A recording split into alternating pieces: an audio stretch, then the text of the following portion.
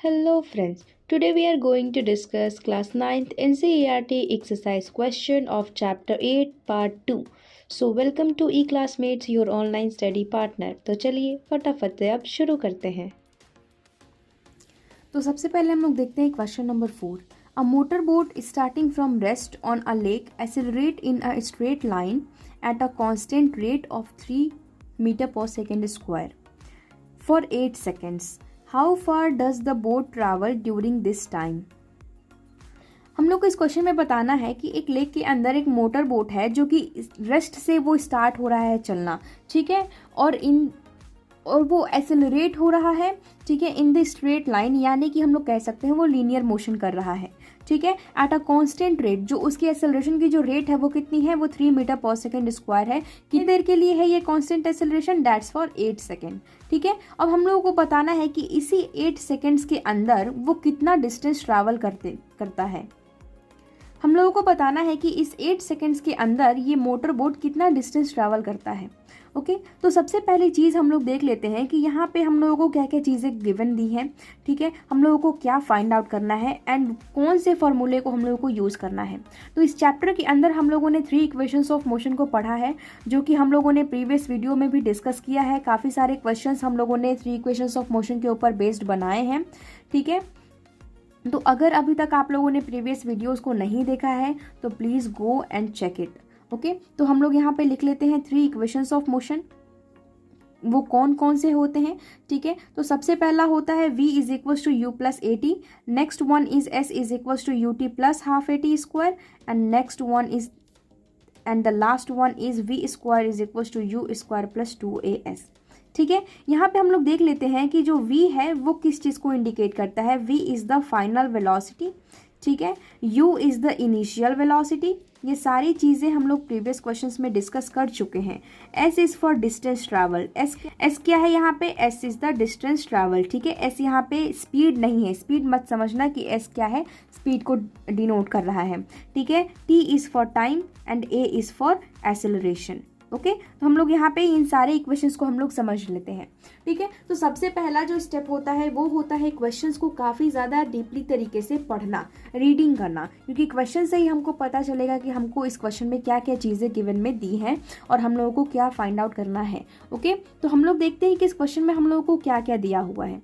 तो यहाँ पे हम लोगों को दिया है कि एक्सेलरेशन कितना है, वो 3 मीटर पर सेकेंड स्क्वायर है, ठीक है। एक्सेलरेशन कितना है, वो 3 मीटर पर सेकेंड स्क्वायर है। टाइम भी यहाँ पे हम लोगों को क्लियरली दिख रहा है, दैट इज 8 सेकेंड्स, ठीक है।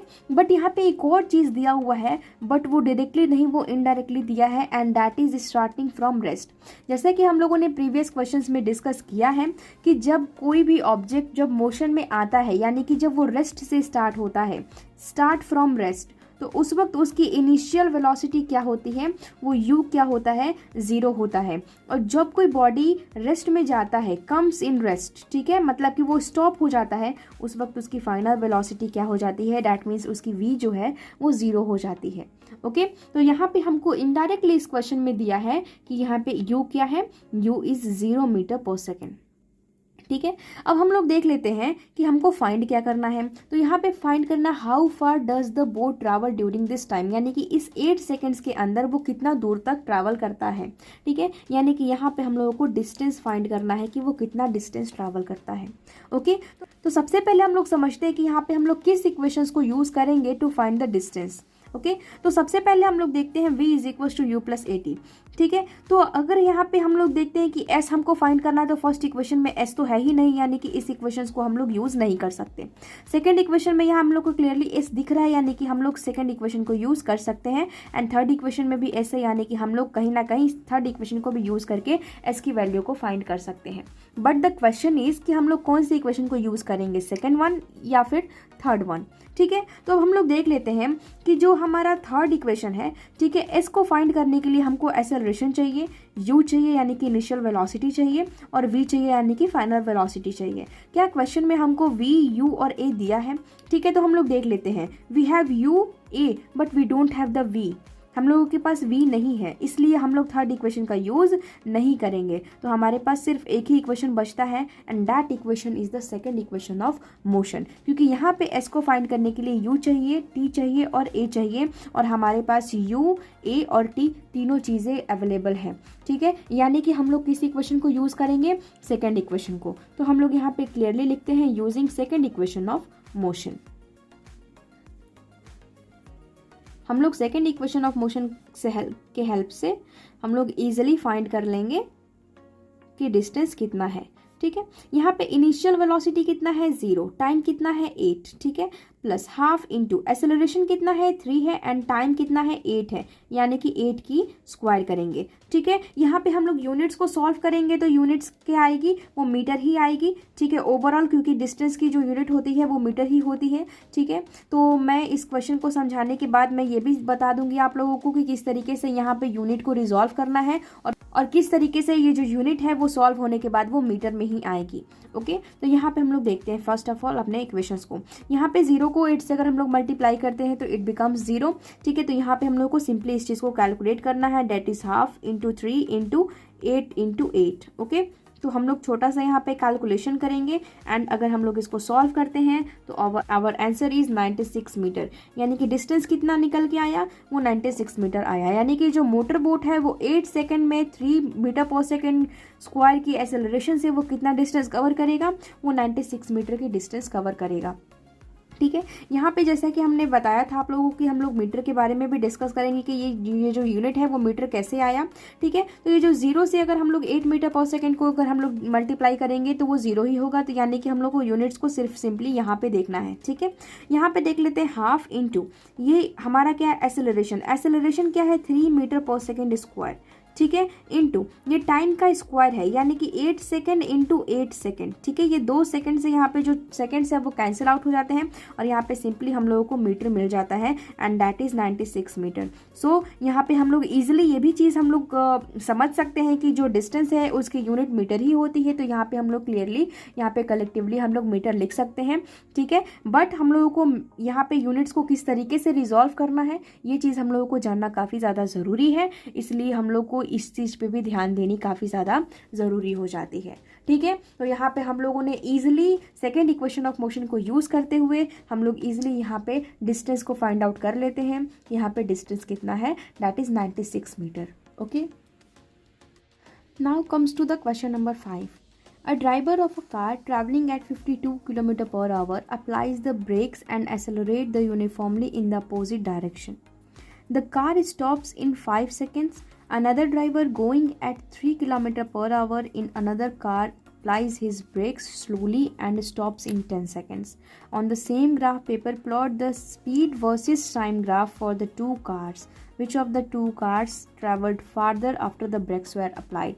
ओके, तो इस क्वेश्चन में यहाँ पे हम लोगों को ग्राफ पेपर का यूज़ करना है। ठीक है, और उसके थ्रू हम लोगों को यहाँ दोनों कार्स की यहाँ पे स्पीड वर्सेस टाइम ग्राफ को ड्रॉ करना है। ठीक है, तो यहाँ पे हम लोग देख लेते हैं कि इस क्वेश्चन में एक ड्राइवर है जो एक कार चलाता है, कितने की स्पीड से चला रहा है, वो 52 किलोमीटर पर आवर की स्पीड से चला रहा है। ठीक है, नाउ ब्रेक्स अप्लाई करने के बाद वो कार अपोजिट डायरेक्शन में एक्सेलरेट करता है फॉर द 5 सेकेंड्स। वो 5 सेकेंड्स के बाद वो क्या होता है, वो स्टॉप हो जाता है। ठीक है, फिर एक दूसरा कार है, अनदर ड्राइवर है जो दूसरा कार चला रहा है, वो कितने की स्पीड से है, वो 3 किलोमीटर पर आवर की स्पीड से चल रहा है। ठीक है, एंड द सेम सिचुएशन कि वो ब्रेक्स अप्लाई करने के बाद वो 10 सेकेंड तक वो इस तरीके से कंटिन्यूअस चलते रहा। ठीक है, और फिर उसके बाद 10 सेकेंड्स के बाद वो स्टॉप हो जाता है। ओके, तो यहाँ पे ये दोनों ही कंडीशंस को हम लोगों को ग्राफ पेपर पे डिनोट करने हैं, स्पीड वर्सेस टाइम ग्राफ को हम लोगों को ड्रॉ करना है, और फिर ये भी हम लोगों को बताना है कि दोनों कार्स में से कौन सा वो कार है जो ब्रेक्स अप्लाई करने पे ज़्यादा दूर तक ट्रैवल करके जाता है। यानी कि यहाँ पे हम लोग को क्लियरली दोनों ही कार्स के आफ्टर द ब्रेक्स अप्लाइड यहाँ पे डिस्टेंस फाइंड आउट करना है, क्योंकि हम लोग जानते हैं कि ब्रेक अप्लाई करने के बाद भी जो ऑब्जेक्ट मोशन कर रहा होता है ना, वो थोड़े समय तक वो मोशन में ही रहता है, देन वो धीरे धीरे क्या होता है, वो स्टॉप हो जाता है। ओके, तो वही हम लोगों को डिस्टेंस को फाइंड आउट करना है इस केस में। ओके, तो हम लोग इसको सॉल्व करना स्टार्ट करते हैं। ठीक है, हम लोग को यहाँ पे ड्रॉ करना है स्पीड वर्सेस टाइम ग्राफ। तो हम लोग यहाँ पे ड्रॉ कर लेते हैं स्पीड वर्सेस टाइम ग्राफ। तो हम लोग को, जैसा कि हम लोग जानते हैं कि जो टाइम होता है वो एक्स एक्सिस पे होता है, तो ये टाइम है सेकंड्स में है, ठीक है। और इधर क्या है, इधर की तरफ स्पीड है जो कि किस में है, वो मीटर पर सेकंड में है, ठीक है। इधर हम लोग स्पीड बना लेते हैं मीटर पर सेकंड में, एंड ये हमारा ओरिजिन है। तो यहाँ पे हम लोग ग्राफ को ड्रॉ कर लेते हैं, ओके। तो जो फर्स्ट कार है ना, जो कार ए है, ठीक है, हम लोग कार फर्स्ट के बारे में देखते हैं, ठीक है। That is car A, let suppose that car A, उसको हम लोग मान लेते हैं। तो वो कितने की स्पीड से ट्रैवल कर रहा है, वो 52 किलोमीटर पर आवर की स्पीड से ट्रैवल कर रहा है, यानी कि उसकी इनिशियल वेलोसिटी कितनी है, वो है 52 किलोमीटर पर आवर। यहाँ पे जो हम वेलोसिटी की बात कर रहे हैं और ये जो स्पीड टाइम ग्राफ हम लोग को ड्रॉ करना है, तो ये कोई बड़ी चीज़ नहीं है। यहाँ पे जो भी एक्सेलरेशन हो रही है, ठीक है, वो अपोजिट डायरेक्शन में ही सही, जो एक्सेलरेशन हो रही है वो क्या होती है, वो चेंज इन वेलोसिटी होती है, ओके। और चेंज इन वेलोसिटी और चेंज इन स्पीड वो लीनियर मोशन के लिए वो सेम ही होता है जब तक कि डायरेक्शन में कोई चेंज ना आ जाए, ओके। तो यहाँ पे हम लोग क्लियरली इसको इनिशियल वेलोसिटी कर सकते हैं और यहाँ पे हम लोग इसी वेलोसिटी को स्पीड टाइम ग्राफ पे इजीली रिप्रेजेंट कर सकते हैं, ओके। तो यहाँ पे जो कार ए था उसकी इनिशियल स्पीड कितनी थी, वो 52 किलोमीटर पर आवर थी, ठीक है। यहाँ पे हम लोग डिनोट कर रहे हैं मीटर पर सेकंड में, क्योंकि जो टाइम है वो सेकंड्स में दिया है, तो हम लोग यहाँ पे क्या करेंगे, इसको इजीली हम लोग मीटर पर सेकंड में कन्वर्ट कर लेंगे, ओके।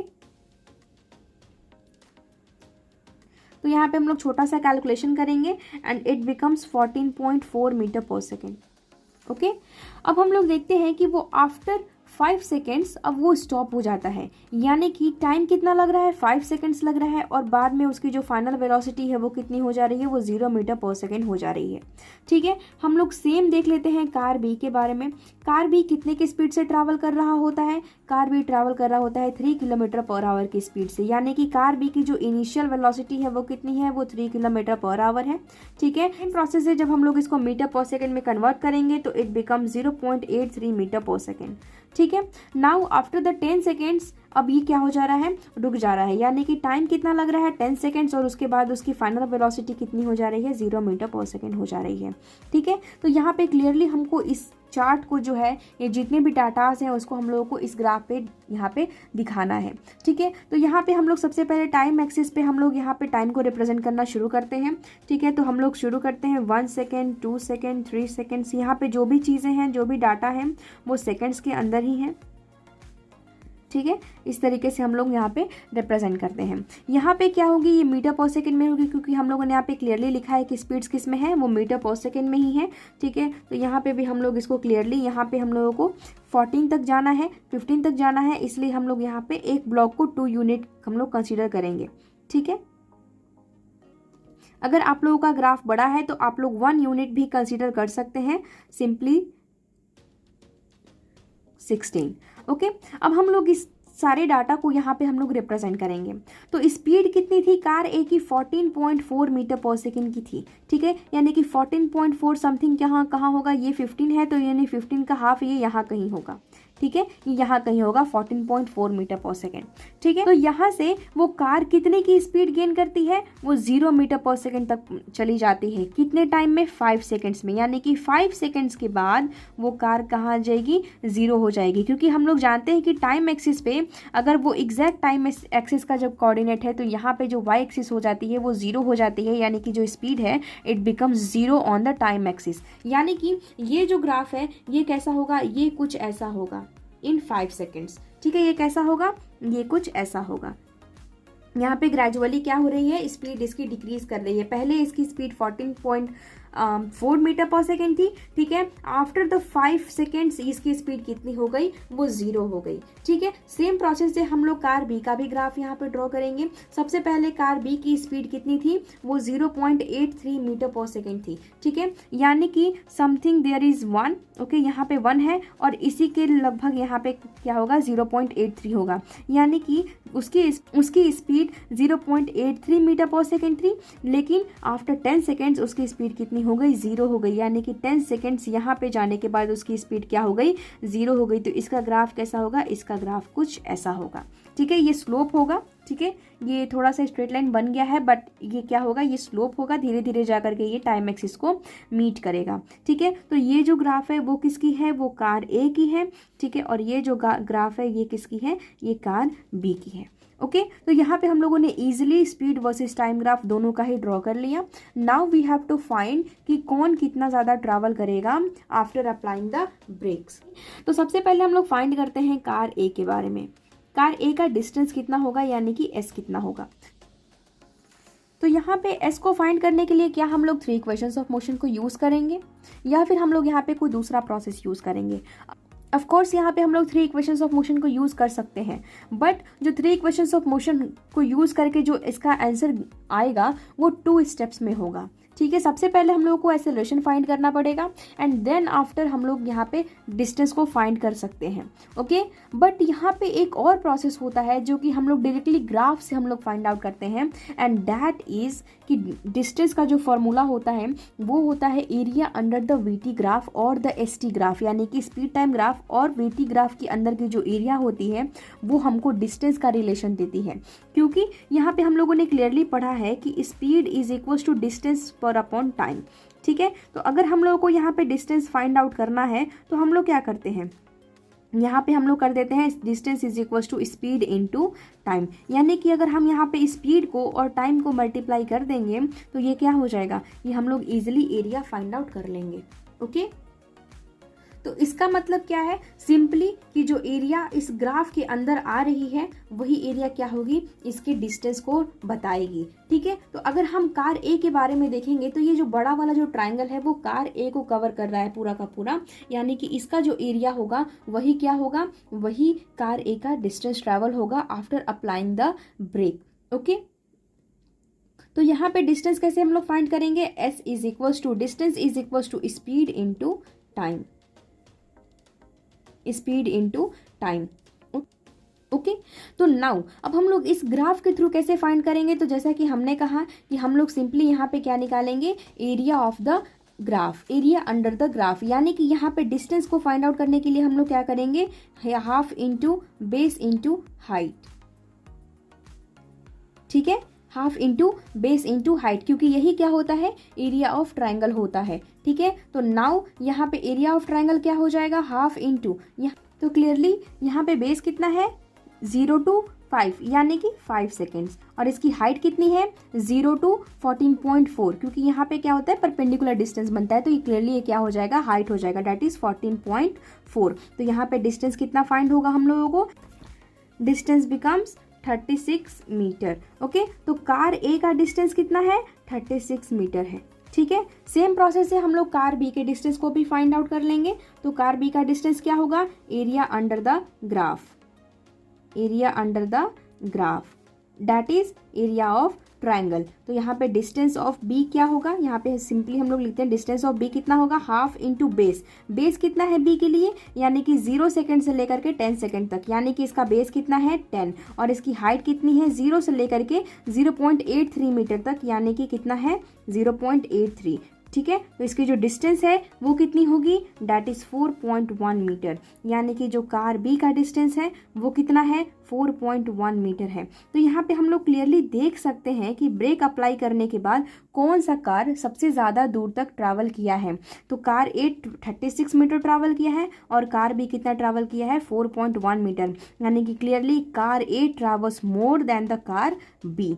ठीक है, तो यहाँ पे हम लोग इस तरीके से एरिया अंडर द ग्राफ के थ्रू हम लोग इजीली डिस्टेंस को फाइंड आउट कर सकते हैं, क्योंकि यहाँ से हम लोग समझ सकते हैं कि जो डिस्टेंस है वो स्पीड और टाइम से किस तरीके से रिलेटेड है, that is speed into time. Okay, तो हम लोग यहाँ पे क्लियरली हम लोग इस इक्वेशन से समझ सकते हैं कि डिस्टेंस क्या होता है, स्पीड इनटू टाइम। और यहाँ पे हम लोग डिस्टेंस कैसे फाइंड आउट करते हैं, in the speed time graph, that is by the area under the graph. So यहाँ पे एरिया अंडर द ग्राफ क्या है, यहाँ पे एरिया ट्राइंगल फॉर्म कर रहा है। ठीक है, तो यहाँ पे सिंपली हम लोग डिस्टेंस को फाइंड करने के लिए यहाँ पे half into base into height, यहाँ पे ट्राइंगल की एरिया का फॉर्मूला अप्लाई करेंगे, and we easily got the distance travelled. Okay,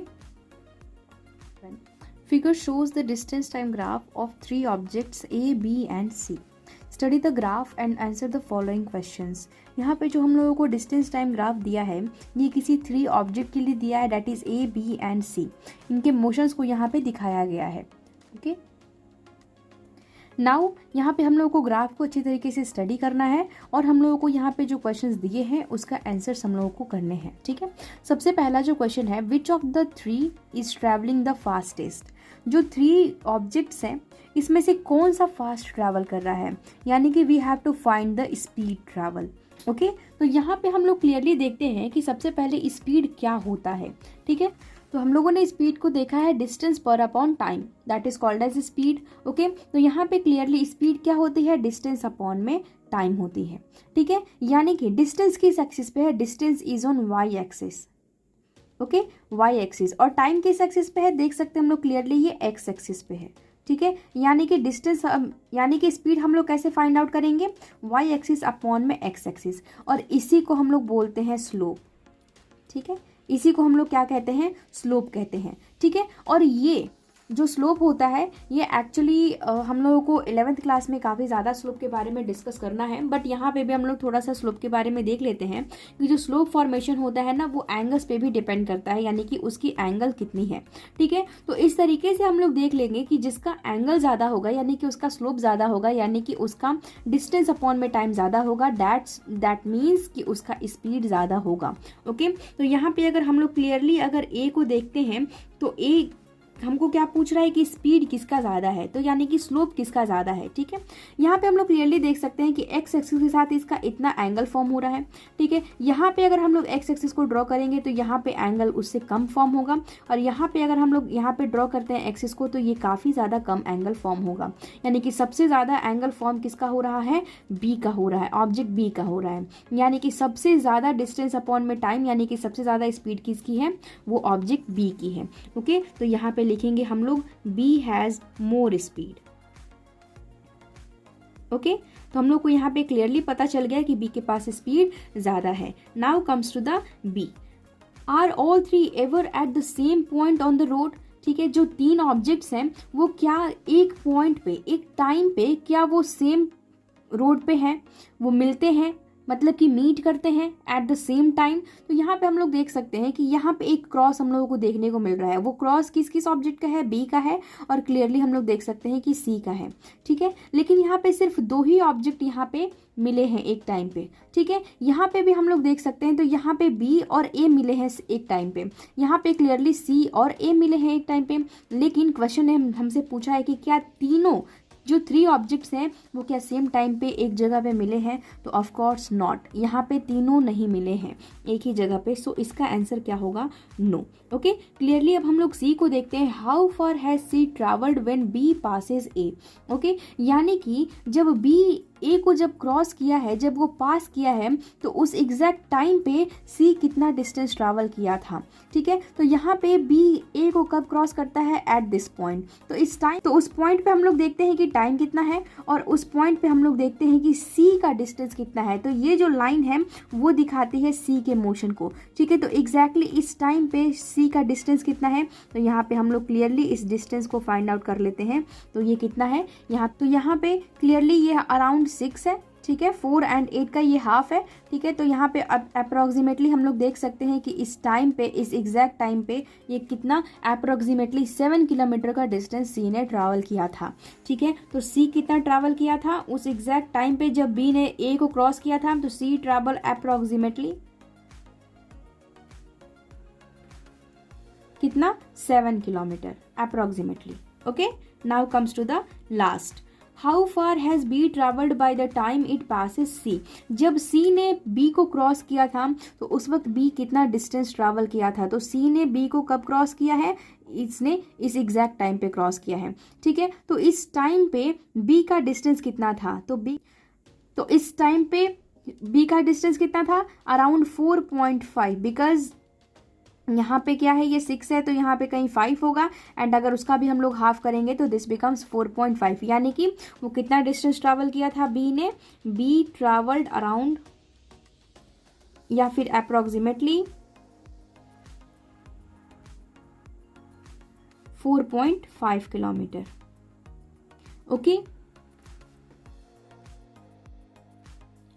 तो आज के लिए बस इतना ही। हम फिर मिलते हैं नेक्स्ट क्वेश्चंस के साथ अपने अगले वीडियो में। सो तब तक के लिए अच्छे से पढ़ो, ध्यान से पढ़ो और क्वेश्चंस को कंप्लीट करो। अगर कोई डाउट होता है तो कमेंट सेक्शन में मेंशन करो।